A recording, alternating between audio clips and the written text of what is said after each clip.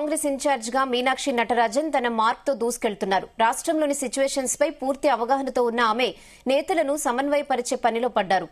ఇప్పటికే వరుసగా నేతలతో సమావేశాలు కూడా నిర్వహిస్తున్న కొత్త ఇన్ఛార్జ్ ప్రభుత్వం పార్టీ మధ్య ఉన్న అంతరాలను తొలగించి ప్రజాక్షేత్రంలో పార్టీని మరింత వేగంగా పరుగులు పెట్టించేందుకు ప్రణాళికలు రచిస్తున్నారు. ఇందులో భాగంగానే గత కొంతకాలంగా హస్తం పార్టీకి తలనొప్పిగా మారిన కొత్త పాత నేతల మధ్య సమన్వయం ఇష్యూకు ఫుల్ స్టాప్ పెట్టేందుకు సరికొత్త ప్లాన్ను తెరపైకి తెచ్చినట్లు తెలుస్తోంది. 3 గ్రూప్ ఫార్ములా అమలు చేసి పార్టీలు నేతలకు పదవుల విషయంలో కొత్త విధి విధానాలు అమలు చేసే యోచనలో ఉన్నట్లుగా తెలుస్తోంది.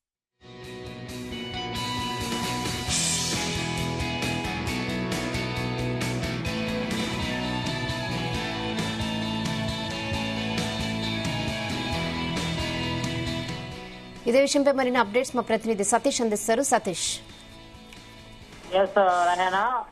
ఏఐసిసి రాష్ట్ర వ్యవహారాల ఇన్ఛార్జ్ మీనాక్షి నటరాజన్ స్టేట్ కు వచ్చిన తర్వాత తన మార్కును మాత్రం చూపిస్తుంది. గత 2-3 నుంచి మనం చూసుకుంటే మాత్రం నిన్న ఇటు మెదక్ పార్లమెంట్ సంబంధించి సమీక్ష సమావేశం నిర్వహించారు.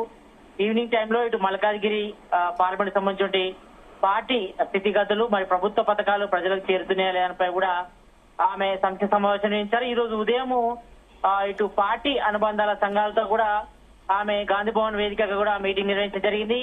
ఈ మీటింగ్ లో టీపీసీసీ మహేష్ కుమార్ గౌడ్ తో పాటు పార్టీ సంబంధించిన కీలక నేతలు కూడా పాల్గొన్నారు. అయితే ఈ యొక్క మీటింగ్ లో కూడా ఆమె చాలా కీలక వ్యాఖ్యలు కూడా చేశారు. ఈ రోజు ఇటు ఆదిలాబాద్ అదేవిధంగా పెద్దపల్లి పార్లమెంట్ నియోజకవర్గానికి సంబంధించి కూడా ఆమె సమీక్ష సమావేశం నిర్వహించారు. ఈ సమావేశంలో మంత్రి సీతక్కతో పాటు ఇటు పెద్దపల్లి నియోజకవర్గం సంబంధించి కూడా కొంతసేపటి క్రితం స్టార్ట్ అయింది. అయితే ఇంటర్నల్ మీటింగ్ లో మాత్రం రాష్ట్ర వ్యవహారాల ఇన్ఛార్జ్ మీనాక్షి నటరాజన్ మాత్రం చాలా కీలక వ్యాఖ్యలు చేసినట్టుగా వాళ్ళకు సమాచారం అందుతుంది.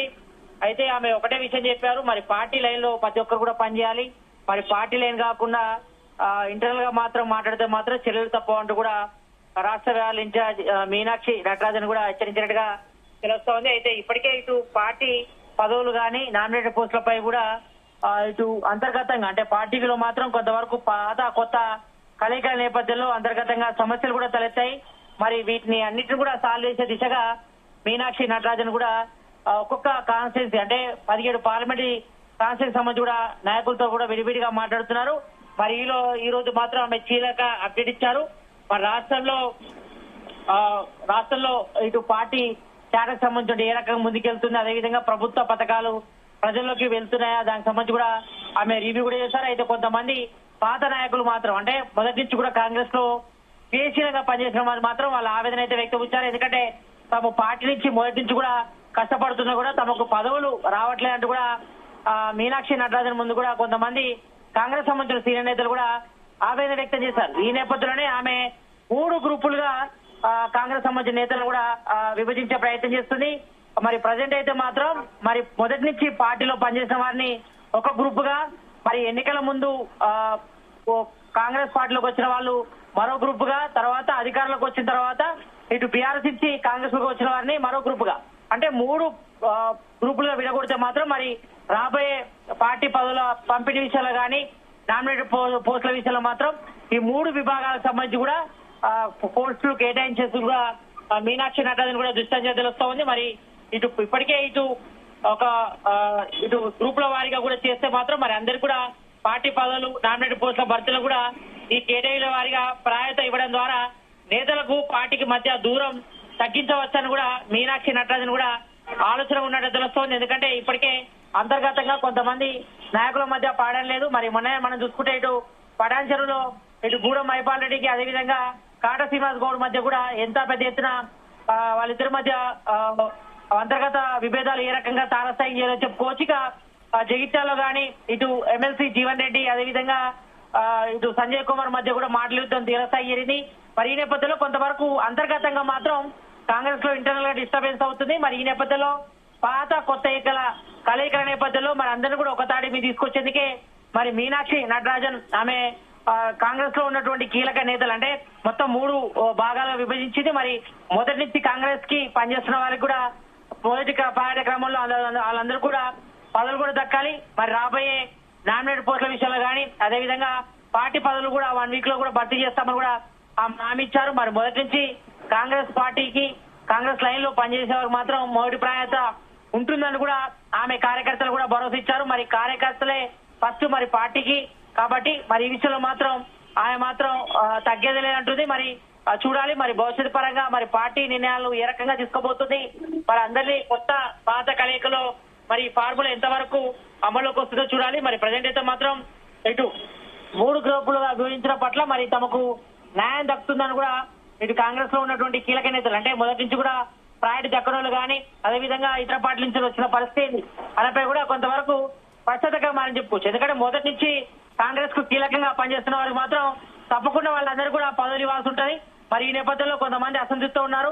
మరి తెలంగాణలో కాంగ్రెస్ గవర్నమెంట్ ఏర్పడి దాదాపు 15 ఏళ్లు కావాల్సి వస్తున్నా మరి తాముకు ఇంకా నామినేటెడ్ పోస్టుల విషయంలో కానీ పార్టీ పదవుల విషయంలో మాత్రం తమకు అన్యాయం జరుగుతుందని కూడా మరి రాష్ట్ర వ్యవహారాల ఇన్ఛార్జ్ మీనాక్షి నటరాజన్ ముందు కూడా ఆవేదన వ్యక్తం చేశారు. మరి ఈ నేపథ్యంలోనే మరి పార్టీ పరంగా 3 గ్రూపులుగా విభజిస్తే మరి విభజించే పోస్టులు కూడా కేటగిరీ వైజ్ గా ఇస్తే ఎలా ఉంటుందని కూడా ఆమె ఆలోచించింది. మరి ఇదే విషయాన్ని కూడా టీపీసీసీ చీఫ్ మహేష్ కుమార్ గౌడ్ తో కూడా అంతర్గత కూడా మాట్లాడారు. మరి ఈ ఫార్ములా ఎంతవరకు వర్కౌట్ అవుతుంది చూడాలి. ఎందుకంటే మొదటి నుంచి కూడా కాంగ్రెస్ లో మాత్రం కొంతవరకు జూనియర్లు సీనియర్ల మధ్య కొంతవరకు భేదాభిప్రాయాలు కూడా ఉంటాయి కాబట్టి మరి ఈ నేపథ్యంలో ఆమె ఎంతవరకు అందరినీ ఏకతాటిపై తీసుకొస్తుంది, మరి యొక్క 3 గ్రూపులకు సంబంధించి ఫార్ములా ఎంతవరకు వర్కౌట్ అవుతుందో చూడాలి. మరి అంతర్గతంగా మాత్రం ఇంకా కాంగ్రెస్ లో మాత్రం కుమ్మలాటలో మాత్రం తగ్గడం లేదు. మరి అభిప్రాయాన్ని కూడా వారు మీనాక్షి నటరాజన్ ముందు దృష్టి కూడా తీసుకొచ్చిన నేపథ్యంలో ఈ యొక్క ట్రిపుల్ ఫార్ములా ఎంతవరకు సజ్జత అవుతుందో చూడాలి. ఎందుకంటే ఈ 3 గ్రూపులు విభజించిన తర్వాత మరి కొత్తగా పార్టీలోకి వచ్చిన వాళ్ళ పరిస్థితి ఏంది, అంటే ఇటు బీఆర్ఎస్ నుంచి కొంతమంది కాంగ్రెస్ లోకి వచ్చారు, 10 మంది ఎమ్మెల్యేలు వచ్చారు కాబట్టి మరి వాళ్ళకు భవిష్యత్తులో పదవులు దక్కుతాయా లేదా, మరి మొదటి నుంచి ఉన్న వాళ్ళకు ఏ రకమైన పదవులు ఇస్తారు, మరి వాళ్ళని కేటగరైజింగ్ గా ఏ రకంగా, ఎందుకంటే చాలా మంది ఉన్నారు మరి వాళ్ళకు మొదటి నుంచి కూడా పార్టీ జెండా మోసలు కండ మోసలు ఉన్నారు కాబట్టి మరి ఈ నేపథ్యంలో మరి వాళ్ళకి ఏ రకంగా కేటగిరీ వైజ్ ఏ రకంగా పదవులు ఇస్తారనిపై కూడా తర్వాత ఆసక్తి నెలకొని మరి పార్టీ పరంగా మాత్రం అందరికీ న్యాయం చేస్తాం. మరి ప్రతి ఒక్కరు కూడా పార్టీ లైన్లలో పనిచేయాలి. మరి అంతర్గతంగా ఏమైనా విభేదాలు ఉంటే మాత్రం చర్చించుకోవాలి తప్ప ఎవరు కూడా బహిర్గతంగా మాట్లాడద్దు. అలా రకంగా మాట్లాడితే మాత్రం అందరిపై కూడా వేటు పడుతుందంటూ కూడా మరి రాష్ట్ర వ్యవహారాల ఇన్ఛార్జ్ మీనాక్షి నటరాజన్ కూడా చెప్పడం జరిగింది. మరి ఈ నేపథ్యంలో అందరూ కూడా సెటరైట్ అయ్యారు. మరి మనం మొన్న నుంచి కూడా చూస్తున్నాం, 3 రోజుల నుంచి కూడా మరి 17 పార్లమెంట్ నియోజకవర్గానికి సంబంధించి కూడా ఒక్కొక్క పార్లమెంట్ నియోజకవర్గం నుంచి ఆమె లీడర్లు కూడా పెట్టుకుంటారు. ప్రతి రోజు కూడా 2 పార్లమెంట్ నియోజకవర్గం నుంచి సమీక్ష సమావేశం నిర్వహించి మరి కార్యకర్తల నుంచి, సీనియర్ నాయకుల నుంచి, ఎమ్మెల్యేల నుంచి, మంత్రుల నుంచి కూడా ఆమె ఫీడ్బ్యాక్ కూడా తెప్పించుకుంటారు. మరి ప్రతి ఒక్కరు కూడా పార్టీ లైన్ లో పనిచేయాలి. మరి గ్రౌండ్ లెవెల్ లో మాత్రం కార్యకర్తల కోసం కృషి చేయాలి. అదేవిధంగా ప్రభుత్వ పథకాల్ని ప్రజలకు తీసుకెళ్లడం, అదేవిధంగా ఇటు పార్టీ కూడా అంటే ఇటు పబ్లిక్ కి పార్టీకి మధ్య కార్యకర్తలు వారధిగా పనిచేయాలి. మరి ప్రభుత్వ పథకాల్ని ప్రజలకు తీసుకోవడం మాత్రం కార్యకర్తలే ముందస్తుగా ఉండాలి కాబట్టి మరి వాళ్ళందరూ కూడా పార్టీ పరంగా అందరికి కూడా న్యాయం చేస్తామని కూడా మీనాక్షి నటరాజన్ అయితే హామీ ఇచ్చినట్టు వస్తుంది. మరి చూడాలి ఈ ట్రిపుల్ ఫార్ములా ఎంతవరకు వర్కౌట్ అవుతుందో. మరి ప్రజెంట్ అయితే మాత్రం మరి మీనాక్షి నటరాజన్ ఆలోచన తెలుస్తూ ఉంది కాబట్టి మరి ఈ కొత్త ఫార్ములా వల్ల ఎంతవరకు అమల్లోకి వస్తుంది, ఒకవేళ అమల్లోకి వచ్చిన తర్వాత ఏ మేరకు వర్కౌట్ అవుతుంది అనేది కూడా చూడాల్సిన అవసరం అయితే పరిస్థితి. మరి ప్రజెంట్ అయితే మాత్రం కాంగ్రెస్ లో మాత్రం రాష్ట్ర వ్యవహారాల ఇన్ఛార్జిగా ఆమె బాధ్యత తీసుకున్న తర్వాత మరి మీనాక్షి నటరాజన్ ఆమె మార్కు పాలన అయితే కనిపిస్తుందని చెప్పుకోవచ్చు. Okay Satish, thanks for the updates.